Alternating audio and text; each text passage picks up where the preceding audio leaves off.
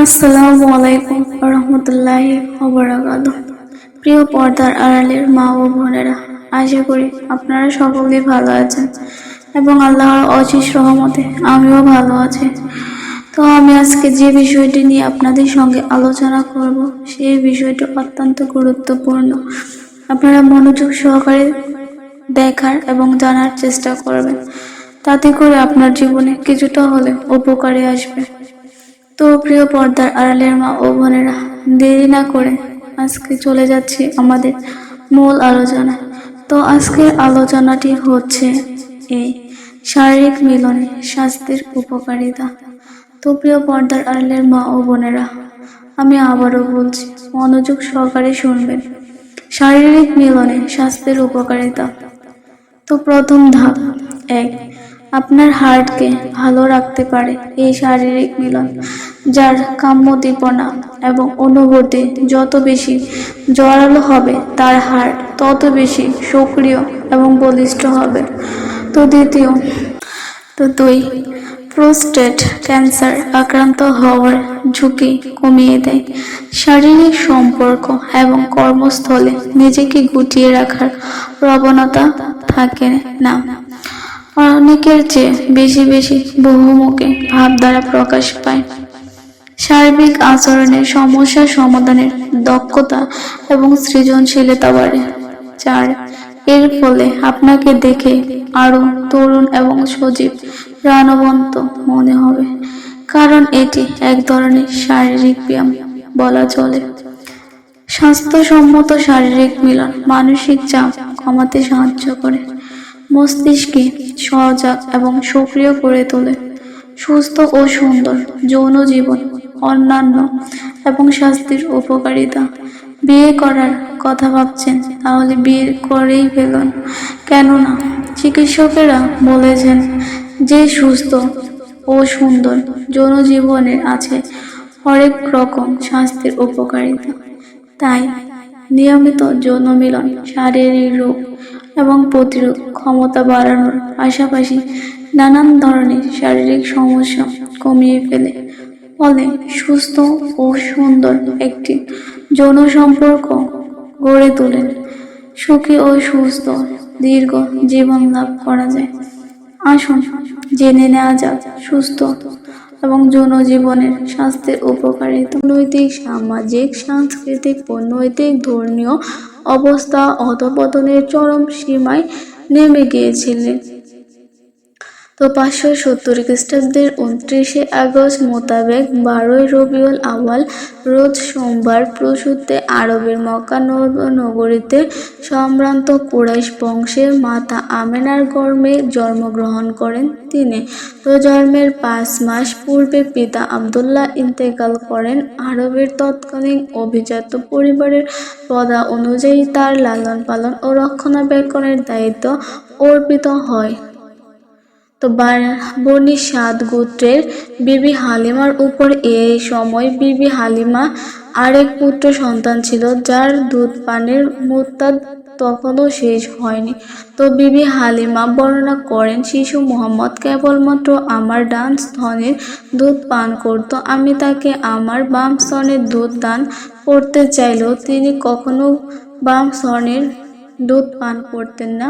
আমার বাম স্তনের দুধ তিনি তার অপর দুধ ভাইয়ের জন্য রেখে দিতেন। দুধ পানের শেষ দিবসে পর্যন্ত তার নিয়ম বিদ্যমান ছিল।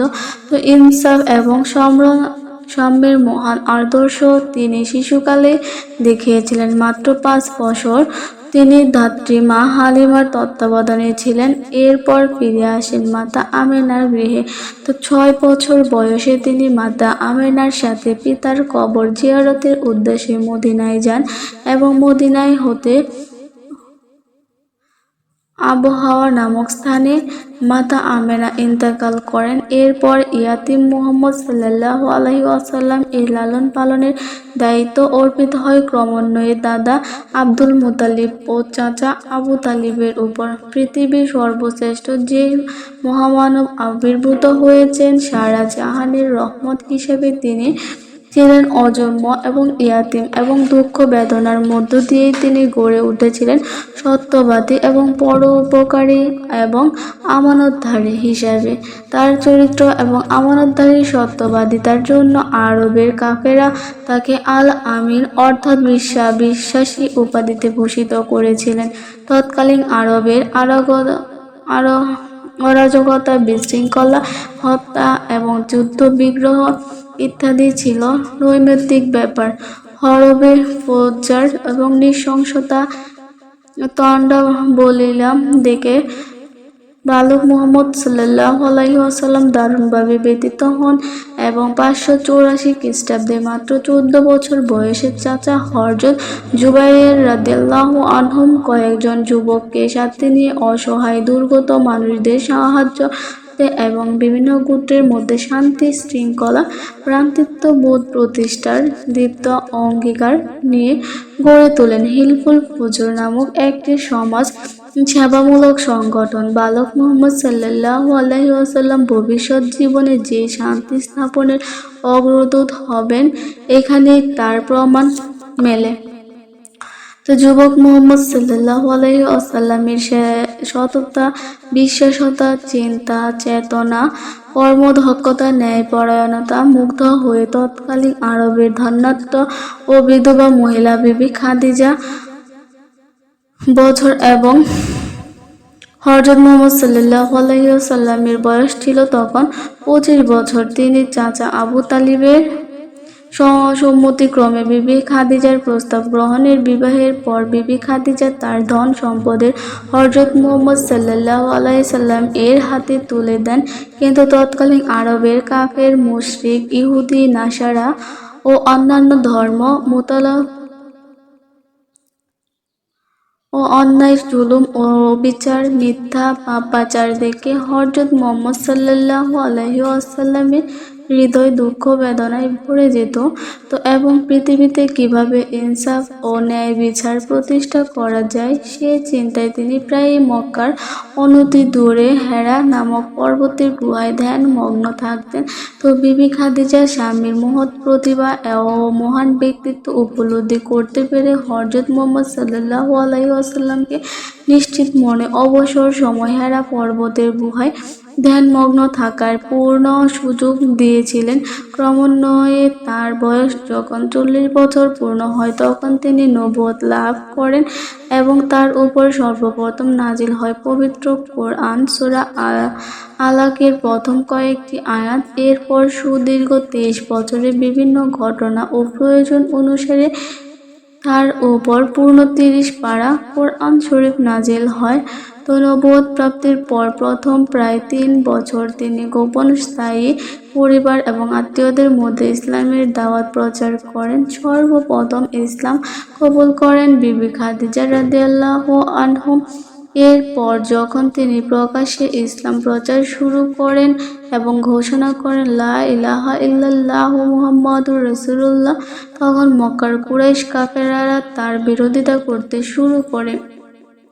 তো এতদিন বিশ্বনবী সাল্লাল্লাহু আলাইহি ওয়াসাল্লাম কুরাইশদের নিকট ছিলেন আল আমিন হিসাবে পরিচিত, কিন্তু ঘোষণা দেওয়ার পর তিনি হলেন কুরাইশ কাফেরদের ভাষায় একজন জাদুকর বা পাগল।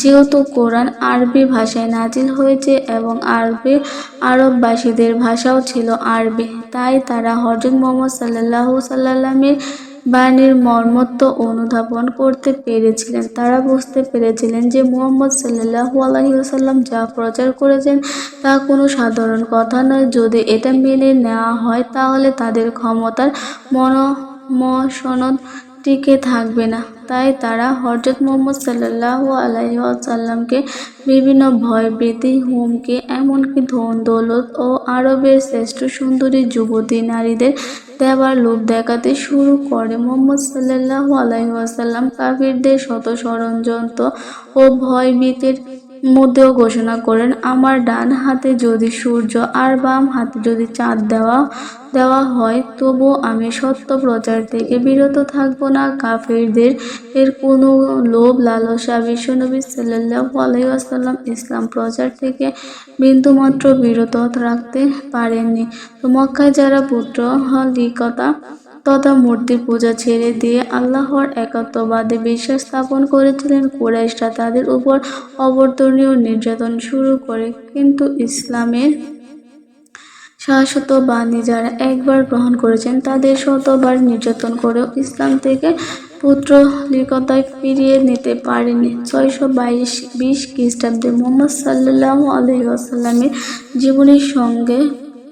জীবন সঙ্গিনী বিবি খাদিজা রাদিয়াল্লাহু আনহাকে